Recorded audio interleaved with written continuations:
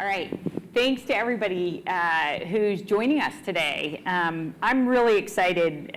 We started working with Shane and Raytheon a couple of years ago, and it's been a great journey. I want to introduce you all to some things that I didn't know about Raytheon, which really fits into how Shane's driving the AI at scale across the organization. And the first thing that I found that was interesting as I thought about Raytheon as a defense contractor was one of the things you told me, which is your CEO actually has a PhD in engineering. Yep, and that's correct. I thought that was an interesting, we think defense contractor, and you're really a technology company. I don't know if you want to talk a little bit about how that impacts your AI approach. Yeah, absolutely. So, I think of Raytheon, we're a large, very diverse, technology-driven company working in a highly regulated industry. So we're large, we're multi-tens of billions of dollars of revenue a year, spread over the world, 30 countries, 30 plus countries. We're diverse. We have thousands of programs that we run, spanning the gamut from things like weather forecasting systems, global positioning systems. We do training. We do all sorts of very different things, cybersecurity. So the domain of kind of our technology portfolio is very broad. And we are technology driven. That's kind of the culture of the company. That's kind of our history. And then we work in the government defense business, which is a very highly regulated business. I don't know if anybody in the audience works in the finance business, but I think we've got you beat in terms of regulations, which is a good thing, right? I mean, I think you want the defense business to be as highly regulated as a citizen. So that reflects our culture. That reflects our approach to technology. It reflects our approach to artificial intelligence, and that's reflected by kind of the engineering background of a lot of our leadership. So let's go a click deeper and talk about your role in bringing AI to the level of capability, testing, evaluation, and trust needed for the type of defense applications that have huge implications, on our society. Yeah. Well, let me start by defining what my role is, Chief AI Officer. So I was had the honor of taking this role about 2.5 years ago at Raytheon and so this is for one of our businesses, one of our 4 businesses, the Intelligence, Information, and Services business. And that role was started when the company made a technology decision that this was a technology area we wanted to move into. So I'm responsible for the development of our technology strategy, our technology roadmap, and my organization runs all the research and development activities in the business related to AI and machine learning. So that's kind of what a chief AI officer does at Raytheon. And your question again, how does that approach the test? You talked about, when we've talked before, about the level of capability that you have to have, how you test that capability, I got you. And the trust needed. Right. So a lot of our systems are mission critical. If the GPS system goes down, there's significant impacts to the country if that happens. If our cyber defense systems, get penetrated, there's significant impacts. And we're a large system integrator. We build systems. We don't sell pure technology. We sell capabilities. And so our approach is to artificial intelligence is kind of twofold, maybe is the way to think of it. So we have to define and test at what I call the unit level, artificial intelligence level. So that would be like testing your models. And then we've also got to test at the system level. And so we're developing approaches to both of those currently. At the model level, we really want to characterize, particularly on the deep learning side. You've got highly nonlinear systems on the deep learning side. We want to characterize exactly when it goes nonlinear. We want to be able to identify that so we can mitigate some impacts to it. We want to know if it does go nonlinear, is there a way to predict it? How do we bound it? And then typically our approach is to take machine learning and artificial intelligence and embed that in a larger system. So we can surround the AI and machine learning with other types of control systems. You can do very well-known rules-based type control systems, particularly if you're monitoring your your data, and you understand when you kind of drifted, your data is drifting outside the domain of applicability of your models. And then, so we take a holistic system, system level approach to providing trust to artificial intelligence, which is embedded in kind of larger systems of systems. So one of the things, if you all saw Hillary Mason this morning, she said she was talking about making AI and ML boring again. And one of the things that we've talked about is that unit testing and really getting it down. And what she said, as she was saying that, she said that a lot of people, when they start their AI project, think really big, and then they're disappointed as their results come down to more of the smaller kernel. And what you say is, that's awesome. I want lots of those kernels and integrating them. Yeah, so that's true. And part of what we do from a technology adoption standpoint is just, depending on your different, machine learning model, understand what it does, what it doesn't do, and then figure out in a system level context kind of where does it fit. And I'll add to that, a thought that I have in terms of, when you build small things and you're disappointed. I think that's a natural evolution in a organization's journey towards artificial intelligence. I think, the pattern that I've seen is you start off and the first thing you do is educate, right? You go out and you learn what the words mean, you define AI, maybe you go tour the Silicon Valley and figure out kind of, what the state of the art of the technology is. You hire somebody to go lead an organization, you develop a strategy. And kind of the next thing typically that happens is you go out and you build something, you prototype. Small scale, you pick up the data that you've got and you go see, let's go build something. And a lot of times, at least the business leadership can be disappointed in the prototype side because why can't I deploy this into operations? There's a lot of reasons you can't, right? You didn't have enough data to get the performance that you want, or the data doesn't span the operational domain, so you can't deploy it because the data you trained on doesn't represent what you want to run inferencing on. At which point then you've got to go off and earthquake. You've got to go off and scale both your data and your processing side. And I think, we can map companies to that, where are they stage 1, stage 2, stage 3. And so that's kind of how we approach it. So I'm going to take another click on your role because as you specified, you're focused on IIS, which is your intelligence information systems, but you also play a role in the corporation too. And I'd love for you, so the audience knows how you think about that of primary focus here, but I have a secondary focus to help lead that larger organization too and what you do around that. So sure, yeah, I also lead what we call our core research and machine learning effort for the entire company. That's our cross-company research and development activities at Raytheon. So that spans all 4 of our businesses. And so in that role, I'm really looking at, and this is one of, being a large organization, this is kind of one of the things that happens. And so we're really looking for synergies across our different business areas, our P&L centers, and trying to coordinate. A lot of it's just coordination and communication type things. And then we do strategy roll-ups at the business level. There's different investments that happen at different levels within companies, and so that's a part of what I do as well. And do you share training successes, for example? We do. Deployment successes?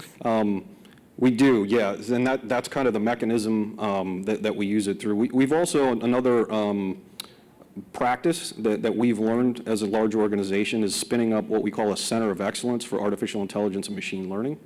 So we've done that at the corporate level, and that's another a mechanism for coordination and collaboration and sharing, right? Across, for a very large organization like ours, how do you share data? How do you share models? How do you share lessons learned? How do you share training? All of the things that you need to be successful as a company, how do you spread that across the organization?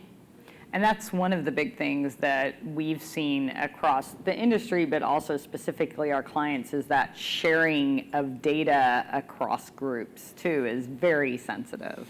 It is, and it's challenging, and I'm sure everybody in the audience, in your organization, data is a big challenge. It's hard to get it right. So we do the best that we can, and given the constraints that we have as well, being, the business that I work in, the industry that I work in, there's regulations, there's all sorts of rules about what you can and cannot share. And so you work within that, right? That's just a constraint associated with deployment of your business processes. One thing that you have said to me many times, which is, we are always human in the loop. There's never a time, because of the type of thing that you do, it's always human in the loop. And I think that, once you prove the automation and you can move on and you kind of take the human out of the loop of some of that automation, it's a little bit easier when you're separating something like that. And so you have this more challenging problem of making sure that, humans starting to understand a probabilistic system, right? Yeah. When they can doubt it and when not. So how do you think about that and approach that aspect? Yeah, a great question. So something the audience might not know, there's policies associated with the use of autonomy and technology. One key one is the United States' Department of Defense Policy 3000.9. I happen to know it by number. And so I'll paraphrase. What that policy says is essentially that anytime the government has a system that could be involved with lethal action, there has to be a human in the decision-making loop, meaning the United States is not building fully autonomous weapon systems. As a citizen, I applaud that. Other countries do not have this policy, but the United States does. And so that drives a lot of the systems that we build are by their nature human-machine teaming, and that's the term we use for it. So that impacts a lot of different things, right? It impacts your decision processes inside your systems, what we call an OODA loop, observe, orient, et cetera, the decision-making process. It impacts the ConOps, it impacts the training, it impacts how you do maintenance. So and then it impacts the trust. And so going into it, if you've got a human in a loop, explainability is key in my business, because the decision-making process is a combination now of a machine and a human. So the machine has to be able to explain to the human, here's what I think, and here's why I think it. And then you've got the other side of the things is what's the interface between the human and the machine? How does the human get the feedback to the machine in terms of what it's thinking, and how do you make a team out of that?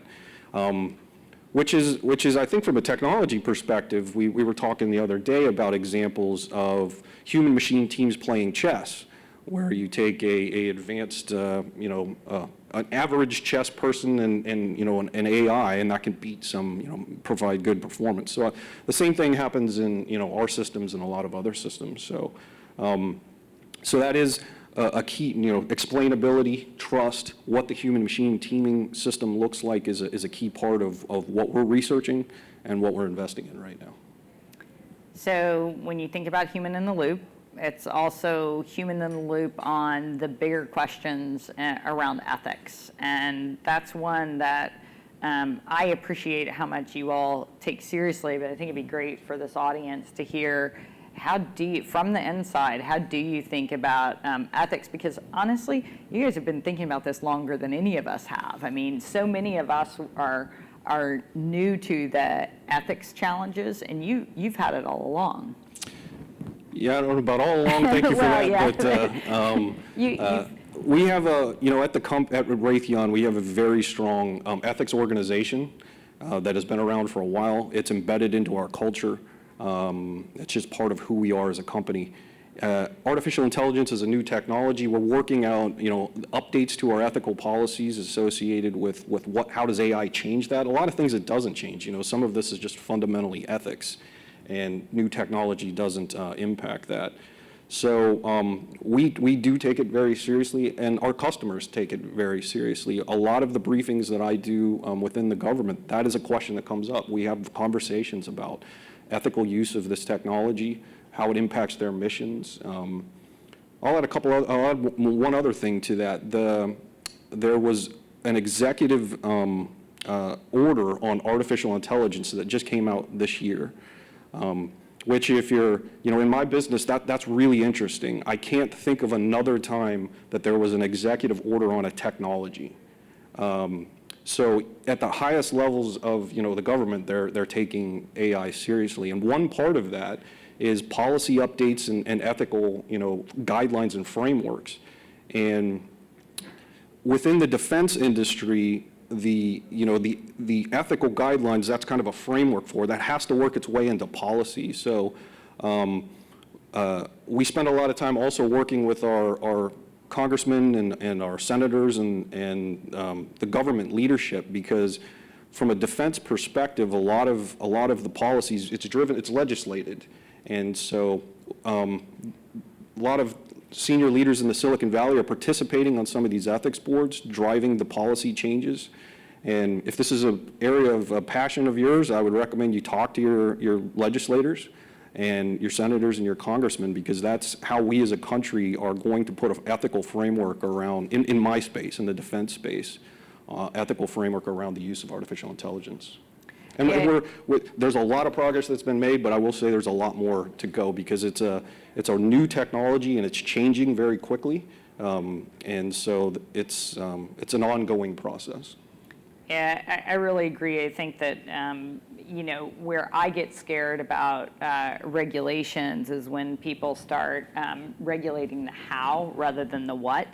And the what's often a policy, right, and the how is how we use that technology. And most of these technologies, and even technologies we had before, can be used for good or bad. I mean, we learned that from the last election. And what can happen to spread because of the technology, but it's not the technology, it's really the how it was deployed. Yeah, I totally agree. And I think of it as actually broader than just artificial intelligence, which is really just mostly machine learning at this point, right? That's a technology. What we're really talking about is the ethical use of automation and autonomy. I think that's where it really, that's where it really gets interesting, and that's kind of how we think about it. Is AI is a technology that fits into semi-autonomous, human-in-the-loop type systems, and so what are the ethical considerations and policies around that? Okay, now I want to go to thinking about the opportunities that are possible now. So you've been around for a while, not aging you, but you've been working at Raytheon for 15 years. 15 years. You have a PhD, so you were in school for a few years as well. So now we're adding it up, right? So what's happened now in the last 15 years that you say, wow, this is really possible? One thing you and I talked about is this idea of broad systems. Like before you really thought about optimizing the engine on a plane, and now you can think about it from the cockpit to the engine to the wings. So how do you think about the opportunities that are now possible now that we can actually process data at scale? What do we do? Probably, as everybody in the room, I'm really excited about the path for AI and machine learning from a technology perspective over the next 10 years. For what it does, right? It does computer vision really well. It does natural language processing really well. It does next in sequence learning very well. It does clustering, collaborative filtering. Those, that's mature. And that doesn't diminish, the excitement of it, because those are pretty broad tasks that you can now have a machine do, and that for a vertically integrated system integrator, there's touch points all through it, and so that's part of what we do. We have use case development that we've worked with some of our partners with to develop, and we go through and look from the entire system, where does it make sense to insert machine learning or artificial intelligence, and what are the challenges associated with it? Do you have enough data? Are there policy reasons that you can't do that? So we have a framework for rigorously tackling this, it's interesting from a technology perspective that 10 years ago, one of the big problems we had, our customers had, was what they were drowning in data, and they were, right? We had sensors and all sorts of systems that were generating all this data, and you just didn't have enough bodies that could go through and make sense out of it. Machine learning kind of flips that on the end. That's not a problem anymore. That's a good thing, right? And so that's kind of, from a machine learning perspective, what's exciting from a system level is now we can actually do things with all of this data, and potentially some really impactful things. And I think that trend is going to continue moving forward. So the last question, I'm doing this question last on purpose because I hope it opens up for questions for you all. One of the things we talked about that I hadn't really thought about until you brought it to light to me is there's a real change going on. The government used to be the primary driver of R&D, and I don't think they're, overall, you know better than me, but I don't think the amount of dollars they're putting has changed. But what's happened is you have all these venture capitalists that are driving research in other places. So companies are not being born strictly from the government, while the government's still providing a lot of money there, they're also being driven from other areas. So that's really changed for you, because while the military used to be on the forefront, they're now not quite there because there's other forms of funding happening. And so it shifts two things. One is your role as a business, where your role used to be, wow, really deliver what the government specs at this quality level and trust level. And now you need to bring the government along more with you on some of the new technologies. And it changes your position with startups, that you have a lot of opportunity to leverage what's happening out in industry. Yeah, absolutely. I mean, if you look at the 1960s or the 1950s in the United States, I'll give you an example. I grew up in Central Florida, and NASA is a big presence down there. And if you look from Kennedy Space Center south about 60 miles, a lot of that was driven by spin-offs from NASA, going to the moon, the technology that came out of that. That was government started, and then there was all these spin-offs. If you look at total R&D budgets going back, last 80 years or so, the government in the past was historically a primary driver of research and development for the country. That has changed. And I think that's a good thing, right? I mean, this is capitalism at work. This is, taxpayer dollars. If the venture capital community wants to fund it, there's all sorts of positives to that. But to your point, it changes for a defense contractor. It changes our technology portfolio, and it changes our approach to partnerships.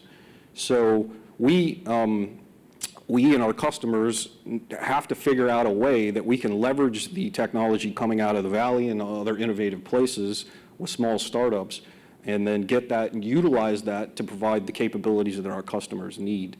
So part of my role is to develop a portfolio of commercial companies that have technology that we've vetted, that we can fit, that makes sense and fits into these types of systems that we built. So we have a pretty large portfolio right now of companies that we do partnerships with at various different levels.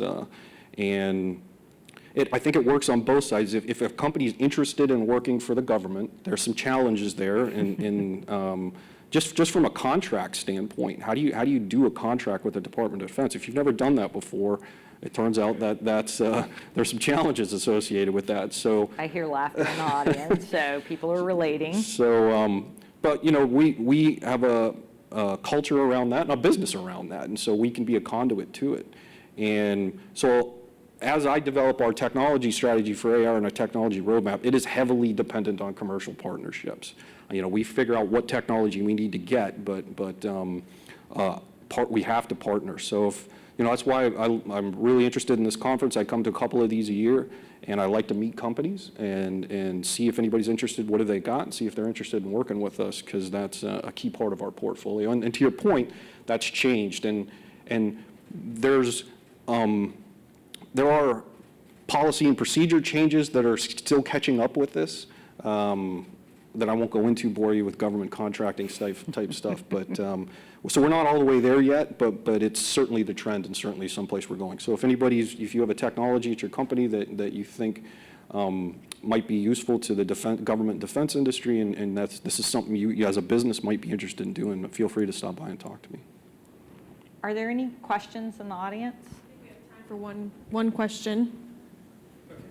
I don't know if I need the mic, but I'll use it. So with the National Defense Authorization Act, there's a stipulation that a large portion or a portion of the research dollars out of DLD go to HBCUs and other minority serving institutions. Absolutely. So the idea here is that you're going to transfer some of the work that's being done into schools such that you have a talent base. When it comes to AI, there are some limitations across the board because there's not enough faculty that really understand this. How does Raytheon work under the National Defense Authorization Act with some of these schools? Yeah, great question. Thanks for bringing that up. So part of my portfolio is the university portfolio. Small business is commercial company, university, and a lot of innovation is coming out of it. So we have a portfolio. We have a set of criteria that we kind of use as a framework for it. Some universities are not particularly interested in working with defense contractors, and that's fine. We find the ones that are. We find the universities that typically are located somewhere near a Raytheon facility. That face-to-face interaction with the universities is important.